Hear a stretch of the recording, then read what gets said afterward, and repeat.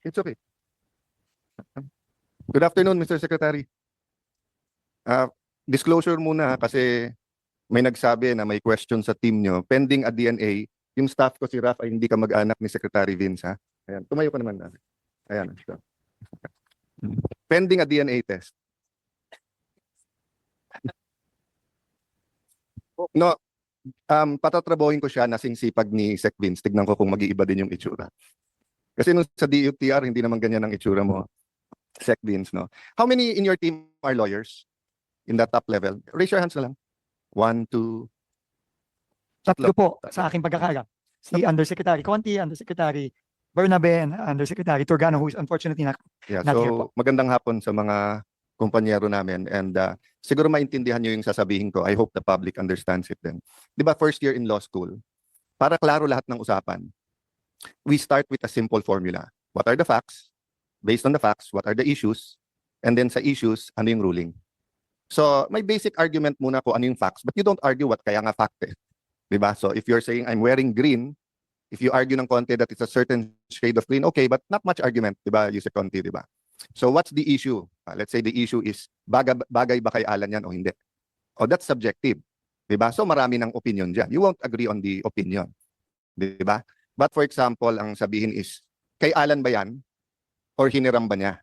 Kasi clinic-claim ni Joel, hiniram ko lang, hindi ko na sinole. Diba? Then that's the issue. We can debate on the issue, sinong may resibo, paano. Then you go to the ruling. Unfortunately, nowadays, there are facts, alternative facts, fake news, false news. Hindi naman bago yun, no? But ang point ko lang po, hindi tayo nagkakaintindihan lahat. No? So in my questioning, I'll start with, kasi we cannot argue with principles, di ba?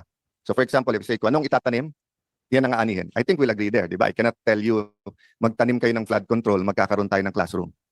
Magtanim tayo ng health center, magkakaroon tayo ng flood control. So that's a basic principle. Kung ano itanim mo, yan ang anihin mo. Of course, I interchange biblical principle because they're and just logic because they're principles and their logic. No? So for example po, no, the biblical principle is prevent evil, do good.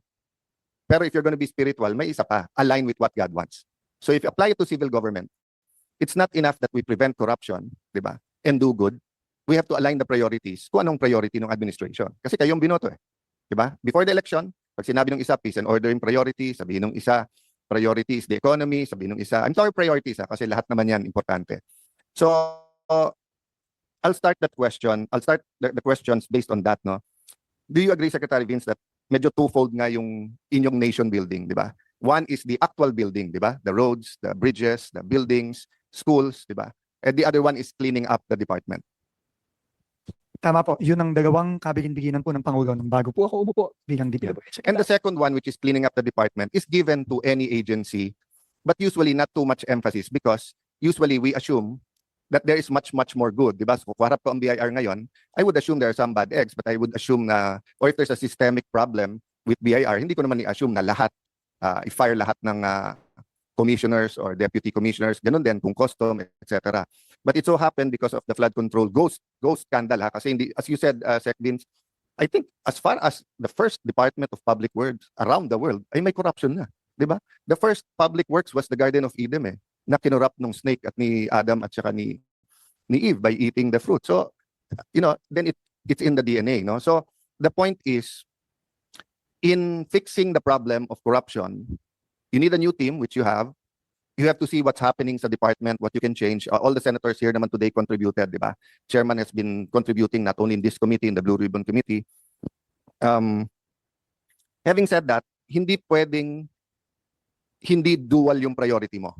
Meaning, if yung paghahabol sa lahat ng corrupt at yung pagbabago ng sistema, mahihinto naman yung public works. We lose more. Do you agree with that? Agree po, Okay. Mr. Chairman. So on that point, may I ask you this question? Do you know how to rig biddings? No, Mr. Chairman. Do you think that this is the time that you should learn? We institute the necessary reforms? Yes. So thank you for getting it. Kasi I asked exactly the same question kay Secretary Bunoan. Halatang nagtitinginan sila ng mga USEC ng hindi nagtitinginan, hindi naman mukhang guilty to be fair, pero parang na-shock sa question ko tapos parang ayaw sagutin. But I told him this, in 1997 or 98, kaharap ko isang ministro.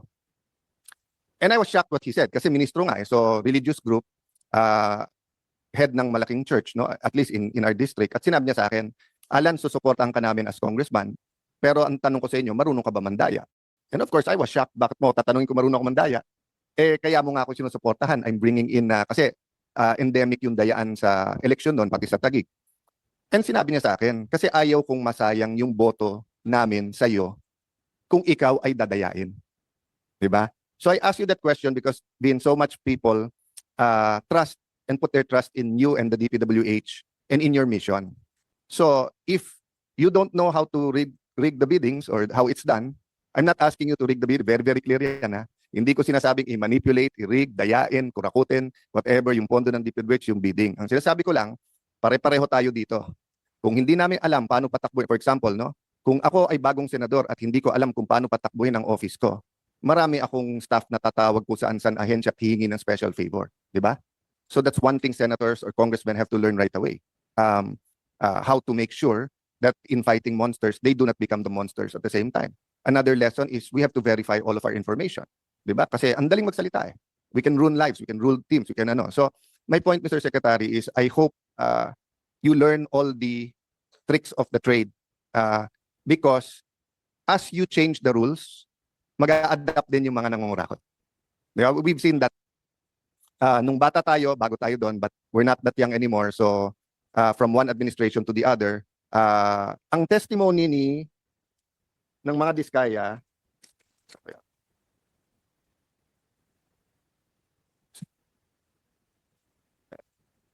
nasaan yung kay Diskaya? Yung may picture. Ito ba yan? Yan. So sabi ng mga Diskaya, I'm not saying it's gospel truth or totoo, but as reference lang. Noong panahon ni former President Pinoy ay umaabot sa 10%, sa panahon ni President Duterte ay 12 to 15%, subalit sa panahon ngayon ng mahal na presidente ay umaabot na ng 25 to 30%. Ang total na porsyento na proyekto na hinihingi ng mga congressman gamit ang kanilang mga tao o tinatawag na bagman. At ito ang pinakamataas na hinihingi sa lahat ng kontraktor sa Pilipinas. We know also this gospel truth kasi may ghost eh. So obviously ghost is much more than 25%. And to be fair to President Duterte, President Aquino, whether we talk about President Marcos Sr., President Fidel V. Ramos, kickbacks in government contracts, lalong infrastructure, has always been a problem, di ba? So my point, Secretary, is I want to know, with such a huge task, no, wag muna tayo sa building, sa corruption muna. What will you focus on? Ano yung bullseye para sa iyo? Kasi kung hindi ka naman ombudsman, at kahit ombudsman ka, di ba? Ombudsman, hindi pwedeng DPWH lang. There are other agencies. Diba? Sabi nung isang study, for every 1 peso we collect, 1 to 2 pesos hindi natin kinokollect. So yun ang pinakamalaking scam or scheme sa Pilipinas, di ba? Kasi if we collect 4 trillion, hindi na collect 4 to 8 trillion, mas malaki yun. Pero hindi madaling hulihin yun. That's every single port, that's every single tax na ini-evade, di ba? So sa palagay mo, Secretary, to be fair to you, you've only been there for 5 weeks, right? 5 weeks, no? What will you focus on? Or dito sa corruption, what's the bullseye for you?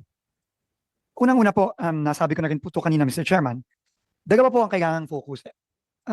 Mahirap po siya, pero kailangan pong gawin. Kasi yun po ang inaasahan ng mga kababayan natin. Unang-una, kailangan pong managot yung mga dapat managot. Unang-una. No? At ang responsibilidad po namin ngayon, una, mag-focus sa loob ng DPWH para po matakot at hindi na gagawin ulit. Yun po ang unang-una. No? Kami po ay nakikipagtulungan din sa ICI at sa Ombudsman para yung ibang mga dapat managot, base sa ebidensya, mananagot din. Pero tingin ko po, no, ang mas lasting na magiging legasiya, at ito na rin po ang sinabi ng ating Pangulo, na yung reforma.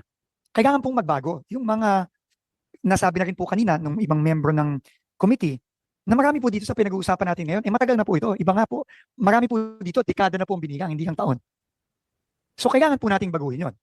Example po, pagbababa ng presyo ng mga materyales para talagang mag-reflect ng totoong presyo sa merkado at maiwasan ng overprice. Yun po ay naging call ni Chairman Win, ni Senator Loren, nung anak po ni Senator Loren. At yun po ay kailangan na natin gawin. Hindi po yan, I think ang last time po na in-adjust ang CPMD at DUPA nung 2015? Kailan? I think po nung 2015 pa. Nung time po ni Secretary Babe Singson. That was the last time na in-adjust. So we have to do that now. Kasi po, dun pa lang po, tama po ang ating mga members, ang ating chairman, nandun pa lang po, makakat mo na kagad eh. Yung potential na pwedeng nakawin, makakat na po agad doon. Hindi po siya silver bullet by any means, hindi po. Ibig sabihin, pag binaba natin ang DUPA, binaba natin ang CPMD, mawawala na po ang korupsyon. Hindi po. Pero malaki po ang mawawala. At ang iba pong mga reforma, halimbawa po, yung pagsisigurado na bawat pumasok sa budget ang isang proyekto, dapat yan may plano. Dapat po yan may endorsement ng Regional Development Council, ng Provincial Development Council. Marami po sa mga questionable proyekto na tinitignan natin ngayon. Wala po yan. Sabi nga po ng mga mayors na nakausap natin, ng ibang mga, kahit po congressman, nagulat na lang sila at bigla na lang may sumulpot na proyekto. Yan po ang sinabi sa akin ni Governor Bons Dulor sa Oriental Mindoro. So, dun lang po sa ilang yan, malaki na po ang tingin ko ma-address. And I think these will be lasting reforms as long as they are implemented consistently. Kasi ang problema po ay ako po, sasabihin ko na po dito, 2 taon lang po ako dito, 2.5 taon. I will not be here anymore after 2.5 years. Sana po itutuloy-tuloy lang po yung mga reformang gagawin, yung mga reforma pong inutos mismo ng ating Pangulo, sana po tuloy-tuloy na pong i-implement. Yun po ang tingin kong lasting na pagbabago sa dito. I'll comment and discuss with you on other points you said, but just to focus on my question ng focus. No? So I see your point. So building accountability. Sinasabi mo sa accountability, dalawa yan. Hulihin, kasuhan, dapat lahat ng kasuhan. And then secondly, reforms. So agree tayo doon. Tapos pangatlo pa yung building. Agree tayo sa reforms. We'll go into that kasi I think may mga kailangan i-clarify doon. But doon sa hulihin ang lahat ng kailangan hulihin, that's where I want to know the focus. Kasi let's assume na walang guilty dito. Let's say guilty ang presidente, guilty ang vice president, guilty ang Senate President, Speaker, lahat ng senador, lahat ng congressman, sama mo na mayors sa sarili lang bidding, sabihin mo lang it's endemic, meaning ang hindi guilty is the exception rather than the rule. Just for the sake of argument. Ha? Ano lang to? Argumentum ad absurdum. Let's bring it to the absurd. So barring a revolution that I don't want, I want a revival. I don't want a revolution. Because many revolutions, communist revolution, fascist revolution, or even a liberal democracy revolution did not bring the reforms that was promised. It's really more of a revival or revolution of the heart. No? So my point is, Sec, what will we focus on doon? Or can I feed ng konti? Will you agree with me? Let's focus muna sa ghost. When I say focus, I'm not saying na wag mong tirahin lahat ng makikita at obvious. At of course, if a document falls on your lap na ito hindi ghost pero rigged yung you have to act on it. But I'm saying it's you only have 24 hours in a day. Maybe you have 48 hours dahil sobrang sipag mo. But the rest of us only has 24 hours in a day. Do you agree with me na kailangan yung low-lying fruit, yung obvious na obvious, yun yung unahin? Unang-una po, nagsisimula po kami lahat, lalo na sa bagong team na pumasok, sa direktiba ng which is wala tayong sisinuhin, wala tayong sasantuhin. Lahat po ng dapat managot, lahat ng involved, dapat managot. Pero tama po kayo na in terms, dahil po sa dami at sa scale nitong nakikita natin ngayon na siniwalat mismo ng ating Pangulo nung kanyang SONA nung July, kailangan po ng prioritization. Tama po kayo doon. No? At yun na rin po ang sinabi ng ICI nung last week, nung sila ay nag-presentation. At ngayon po na may bago ng special advisor, si General Asurin, yun din po ang kanyang sinabi. At yun po ay gagawin natin in support of the accountability measures na gagawin po ng ICI, ng Ombudsman, at ng DOJ. So dyan po tayo nagpa-prioritize, pero hindi ibig sabihin nun is magtuturn tayo ng blind eye sa ibang mga bagay. I agree with you 100%, but it's important for people to know why. Kasi ang definition ng ghost, correct me if you have a better definition, but sa akin sa pinakasimple, nag-allocate ng pera, binayaran, pero wala talaga. So whether it's Bulacan, whether it's Iloilo, Cebu, whatever place in the Philippines, di ba? Pumunta ka doon, sinabi school building, pagdating doon, ni isang bakal, wala. Sinabi kalye, ni isang sako ng simento, wala. Sinabi flood control, wala talaga, pero bayad na. So it's easier to focus on that bucket. Walang mapapaliwanag yung guilty . Kaya you saw during the first hearing, nung si Chairman Marcoleta pa ang chairman at yun ang tinutumbok, nagbabago ang sinasabi ng mga opisyal kasi obvious na obvious, di ba? I won't go to the politics of it, or I'll say it na Vince, Secretary Vince, that's my point. If sana nangyari ito sa isang city lang, isang municipality, yan ang utos ng presidente, walang politika, ganyan ang galit ng tao, madaling i-address . Pero since it's so widespread, the corruption, and it's endemic, and there's different definitions between SOP here, substandard there, swapang naman nito, dupang naman nito, di ba? There's so many definitions. So, ang sinasabi ng isang grupo, kaya pinalitan si Senator Marcoleta kasi ito yung tinutumbok, yung mastermind. Nung nandun naman si Senator Ping, sabi, kaya silang gustong tanggalin kasi may pinoprotektan na senador, etc. No? And you, the ICI ombudsman, should be beyond that. But we cannot not be in this environment. Naglagay ka ng isda sa Pasig River, kahit anong linis ng isda, madumi yung river. So ang trabaho ni Vince Dizon at ng DPWH, ikaw yung isda na nilagay namin sa Pasig River. You have to navigate kahit anong dumi ng river. So let me stop there and agree with you as far as the ghost. So far, ilan ang nahanap niyong ghost? Right now po, ang nasubmit po ng joint validation ng iba't ibang ahensya ng gobyerno, kasama na rin ng PNP, ang AFP, at iba pa, 400 plus po, no? 400 plus suspected, no? Ika-qualify ko lang po dahil kailangan pa po itong i-validate kung totoo ba talagang ghost ito. Just before I himayin natin yung ghost, yung sinabi kong obvious, halos, of course, everyone was busy during the election, pero tinutukan ko dito yung bumaksak na tulay sa Isabela. All the documents are there. Obvious na obvious. At yung RD na nandun, nilipat sa Metro Manila, same kalokohan sa ibang projects, kinakausap yung contractors na maging substandard, tapos ang balita ko, siya din yung sa EDSA rehabilitation. Anong ginawa ng DPWH? Prinomote siya na assistant secretary.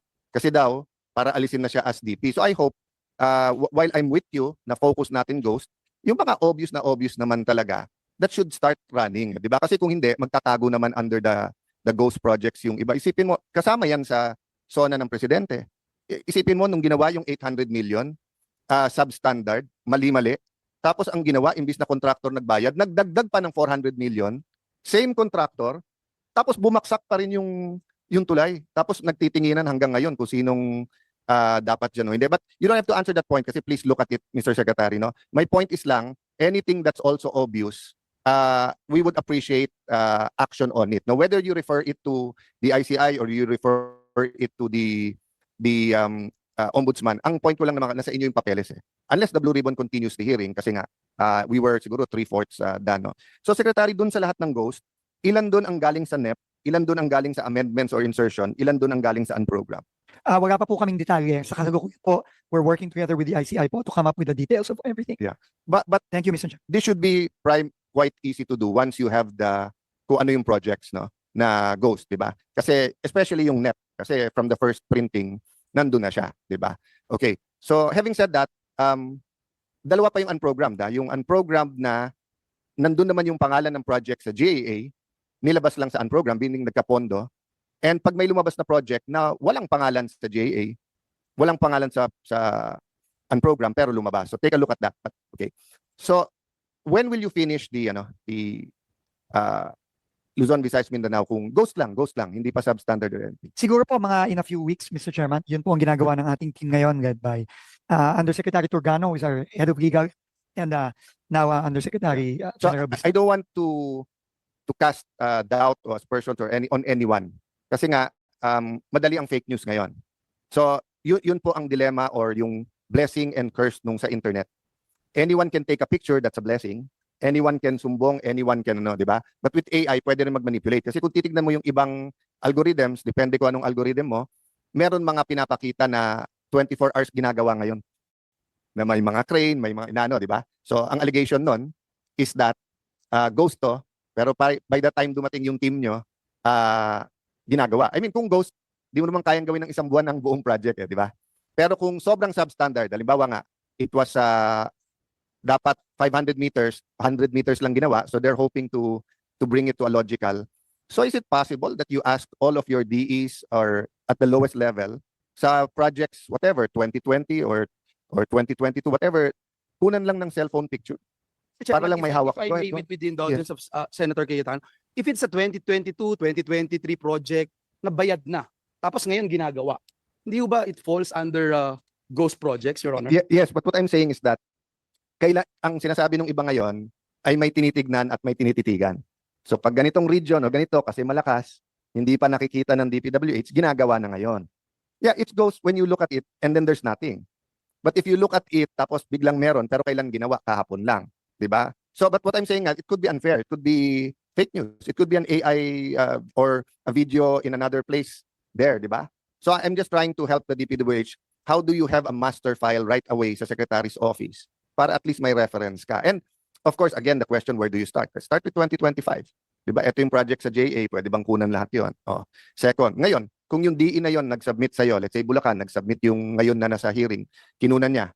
pero yung kinunan din ng mayor or kunan ng sino, or that might be the solution. Kunan ng DE, pero kunan din ng mayor or ng governor ng picture para na may reference lang tayo. Because only God knows what's happening in the whole country. And it's easy now to, and Secretary, correct me if I'm wrong, we're only talking about yung pondo na nasa DPWH. Kasi katulad ng DOH, lookout nila yun eh. Pondo nila yun eh.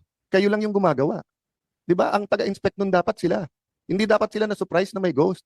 Kasi may regional directors din sila eh. Sila dapat nagbabantay nun. May I make that difference and correct me if I'm wrong, Secretary, while you're going to answer that question. Tama ba na halimbawa ang PSC gagawa ng covered court? Magmomowa sa inyo, gagawin nyo lang. Pero saan yung court? Yan by basketball o volleyball o badminton. Kung ang DOH gagawa ng health center, whether yan ay maliit, super health center, hospital, sila yon. Mowa lang sa inyo, kayo lang magko-construct, kayo magbibid, kayo magko-construct. Classroom, ganun din. Ang DepEd ang magsasabi sa inyo, 4 stories yan, 5 stories, etc. No? Kasi I want to make that distinction. Sa flood control kasi purely project nyo yan eh.